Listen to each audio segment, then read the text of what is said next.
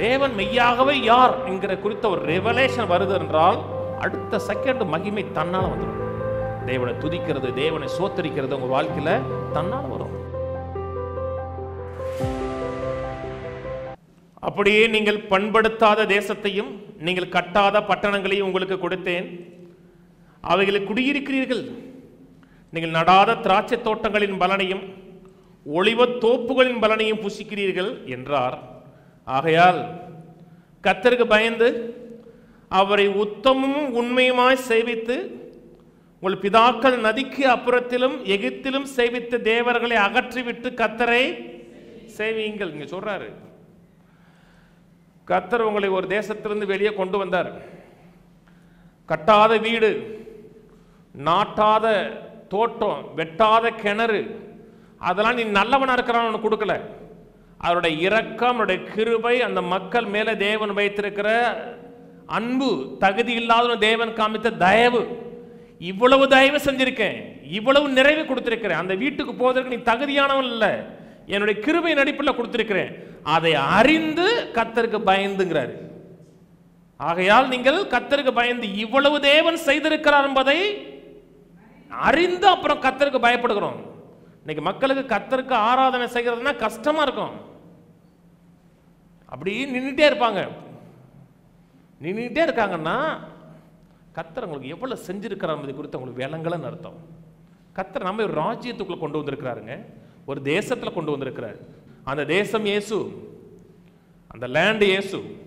ஒரு ராஜ்யம் இருக்கிறது, அந்த ராஜ்யத்தில் சுகம் இருக்கிறது, ஆசீர்வாதம் இருக்கிறது, நிறைவு இருக்கிறது, சொல்லி முடியாத அனுகூலங்கள், ஒத்தாசைகள் இருக்கிறது.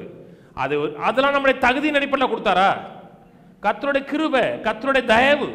அதை ஒரு மனிதன் அறிந்து கொள்ளுகிறான் என்றால் கர்த்தருக்கு பயப்படுகிறது, கர்த்தரை சேவிக்கிறது, கர்த்தருக்கு கீழ்ப்படுகிறது தன்னால வரும்.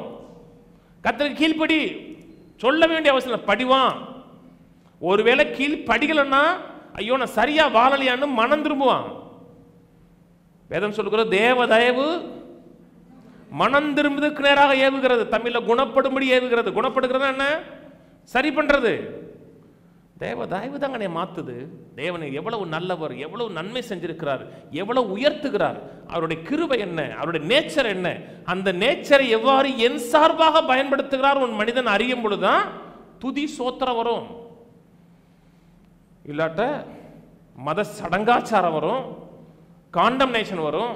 இப்படி ஆராதிச்சா எப்படி கர்த்தர் ஜெபத்தை கேட்பாரு சொன்னோன்னே எப்படி ஆராதிக்கன்னு கேட்பான். அது உள்ளத்துல வந்துச்சா? அப்படி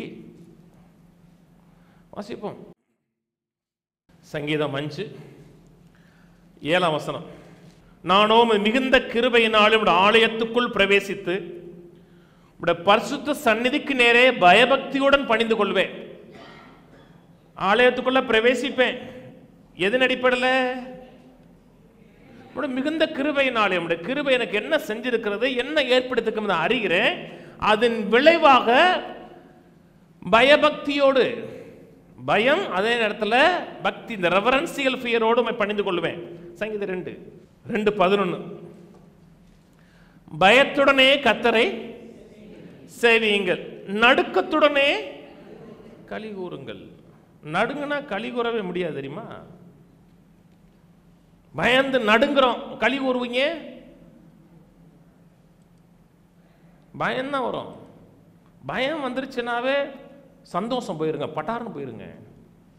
அப்ப இது வேற பயத்தை குறித்து பேசுது. பயத்துடனே களி கூறுங்கள். பேய் வந்துருச்சு, பிசாசு வந்துருச்சு, பிசாசோட ஆதிக்கம் உங்க வீட்டில் இருக்குன்னா களி கூறுவீங்க? ஐ ஜாலி அப்படிங்களா? நடுங்குனீங்கன்னா சந்தோஷப்பட மாட்டீங்க. கர்த்தரை கொடுத்த மெய்யான ஒரு ரெவரன்ஸ் இருக்குன்னா நடுக்கம் வராது, சந்தோஷம் வரும். மெய்யாவே தேவனை உங்களுக்கு தெரியுதுன்னா உங்களுக்கு முகத்துல சிரிப்பு இருக்குங்க, களிப்பு இருக்குங்க. கிறிஸ்தவன்னா ஒரு மாதிரியான பிக்சரை காமிச்சாங்க தெரியுமா? சிரிக்கவே கூடாது, சிரிக்கவே மாட்டாங்க. ஏன்னா சிரிச்சோம்னா கர்த்தரை கோச்சுக்குவாரு, பயந்து ஒரு அவ்வளவுதான். அதுக்கு மேல அது பல்லு காமிச்சிடக்கூடாது. நல்லா இருக்கீங்களா? ஏன்னா ஸ்பிரிச்சுவல் கிடையாது, அது ரியல் ஸ்பிரிச்சுவல். ஒரு களிப்பு இருக்கும், அதே நேரத்தில் ரெவரன்ஸ் இருக்கும். லூக்கா திருப்போம், லூக்கா 7:16. எல்லோரும் பயமடைந்து மகா தீர்க்கதரிசியானவர் நமக்குள்ளே தோன்றியிருக்கிறார் என்றும் தேவன் தமது ஜனங்களை சந்தித்தார் என்று சொல்லி தேவனை மகிமைப்படுத்தினார்கள். எல்லாரும் பயமடைந்தார்கள், பயந்து நடுங்கி ஓடினார்கள் சொல்லல.